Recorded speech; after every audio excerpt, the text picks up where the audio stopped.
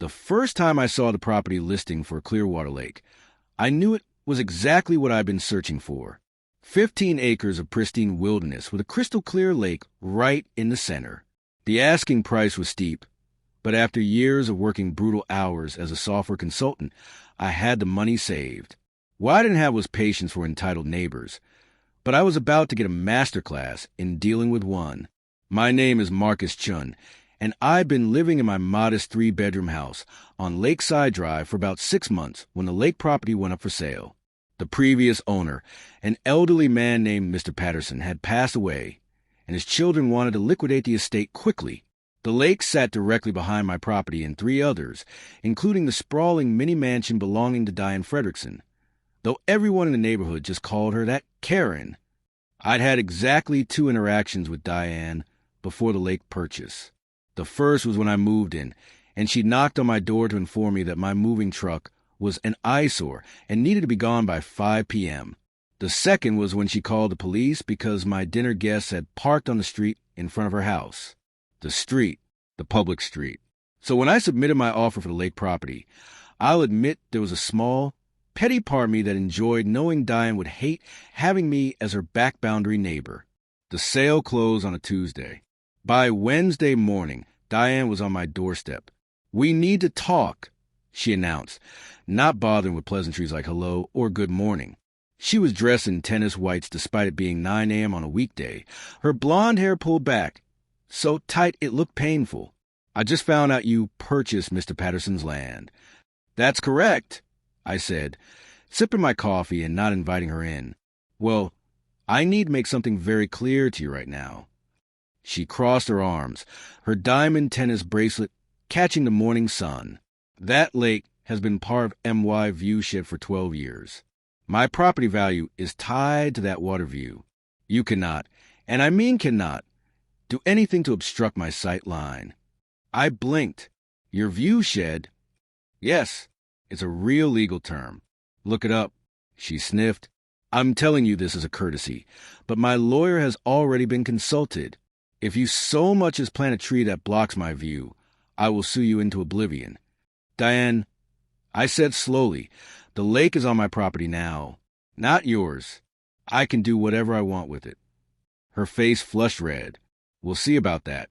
I know the mayor. I know the city council. I know everyone who matters in this town, and you're just some tech worker who moved here 5 minutes ago." She spun on her heel and marched back to her house, pulling out her phone before she'd even crossed her own lawn. That's when I knew this was going to get interesting. Over the next week, I received 3 certified letters. One from Diane's lawyer claiming that an implied easement gave her permanent lake access.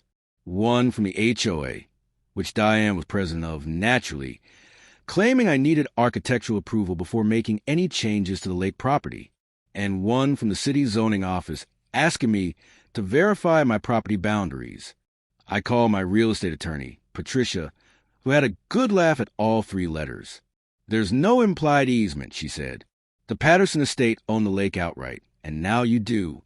The HOA has no jurisdiction over non-residential land. And the zoning inquiry? That's just Diane trying to harass you through official channels. So I'm good. You're better than good. But Marcus, if you want to make this really interesting, I found something when I was reviewing your deed." "What's that?" "Pull up your survey map. Look at the rear boundary of Diane's property." I did, and that's when I saw it.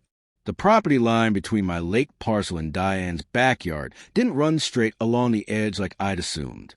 Instead, it cut diagonally, way diagonally, through what was currently Diane's manicured lawn, her pool deck, and her elaborate outdoor kitchen. "Wait," I said slowly. "Is this saying that about 40 feet of her backyard is actually on my property?" "Not just 40 feet, Patricia said.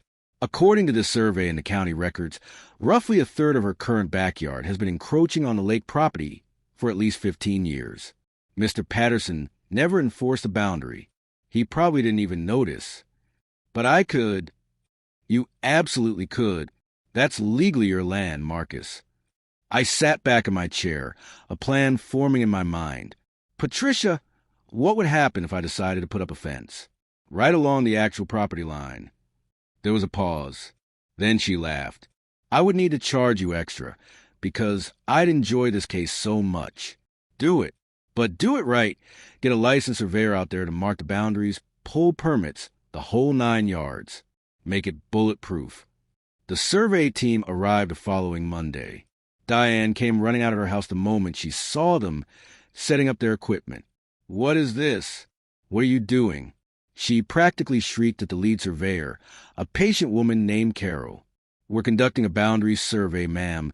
Carol said calmly. Are you the property owner here? Yes. This is MY property. You can't just... Ma'am, we're on the lake parcel property line. We have permission from the owner. Carol gestured to me, where I stood watching from my back deck. Diane's head whipped toward me.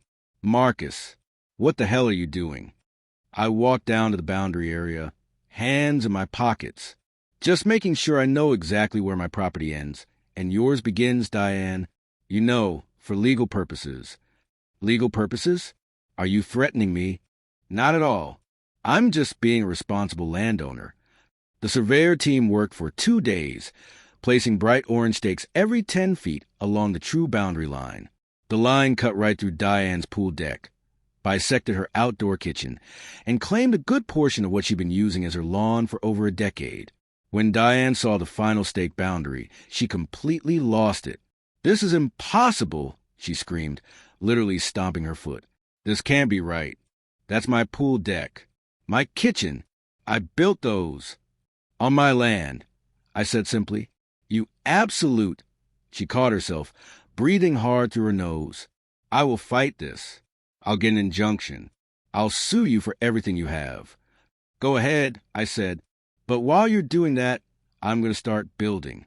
Building what? A fence. 6 feet tall, solid privacy style.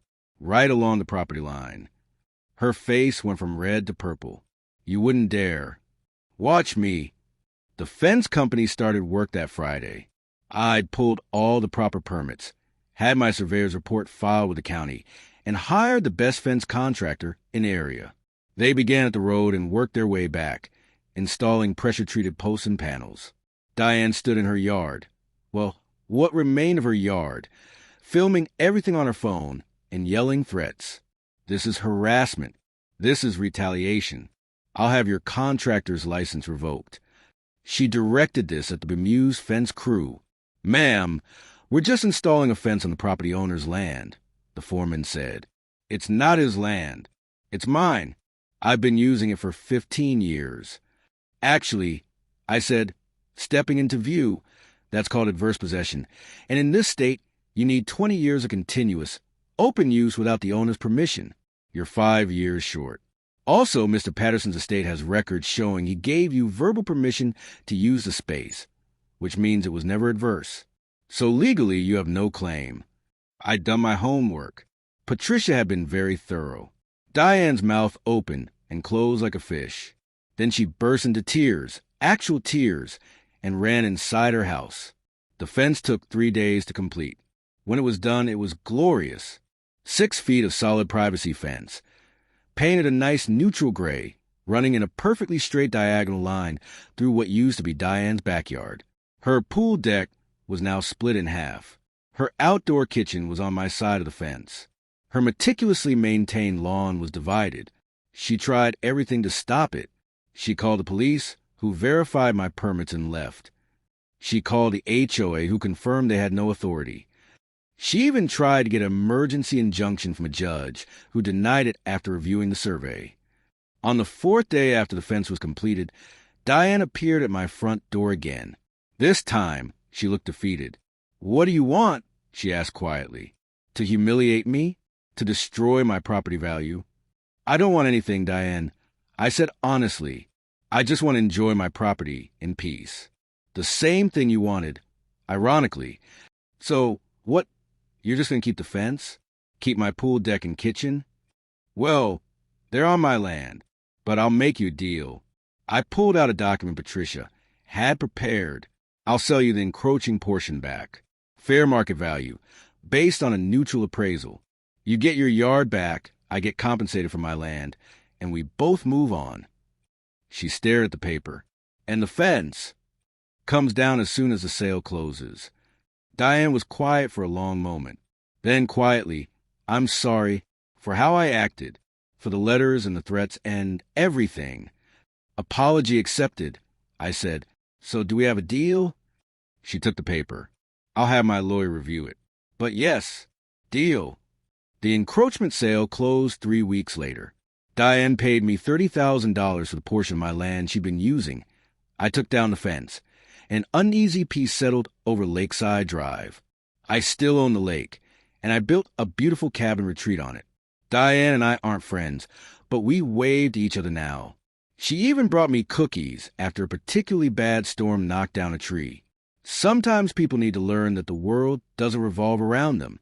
And sometimes all it takes is a well-placed fence and a good lawyer to teach that lesson. My lake has never looked more beautiful.